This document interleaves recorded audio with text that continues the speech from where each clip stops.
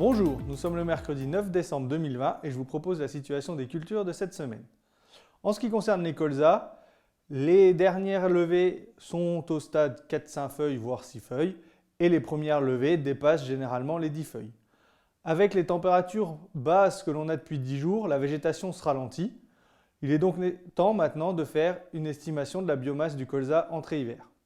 Cette estimation est d'autant plus importante cette année puisque avec des gros colzas, si on a un hiver important et une perte de feuilles importante, on va surestimer la dose d'azote à apporter au printemps. Donc cette pesée est très importante. Je vous rappelle que pour faire cette pesée, on prend 1 mètre carré dans la parcelle sur une partie homogène et on pèse cette surface. Et on garde le poids que l'on couplera avec la pesée sortie hiver. Si on est dans le cas d'une parcelle hétérogène, on fera une pesée en fonction de chaque zone. Une pesée dans là où le colza est le moins développé et une pesée où le colza est bien développé. En ce qui concerne les larves d'altise, les résultats des pièges Berlez montrent une pression qui pour le moment est moyenne à faible. On est généralement en dessous des seuils, mais néanmoins cette observation doit se faire à la parcelle, puisqu'on observe quand même des différences entre les parcelles en fonction de son exposition, si elle est en bordure de bois ou autre.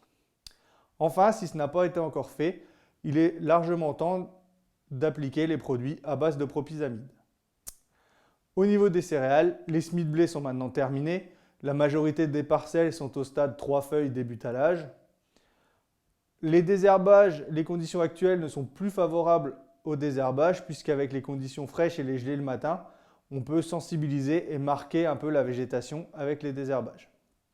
Au niveau des pucerons, pour le moment, avec les températures fraîches, la situation est très calme. On n'a plus de vol, mais je vous rappelle que le puceron meurt seulement à des températures inférieures à -8 degrés. Donc, on peut avoir encore de la présence en parcelle. À surveiller en cas de redoux. Cette vidéo était la dernière pour l'année 2020. Nous vous souhaitons de bonnes fêtes de fin d'année et à l'année prochaine.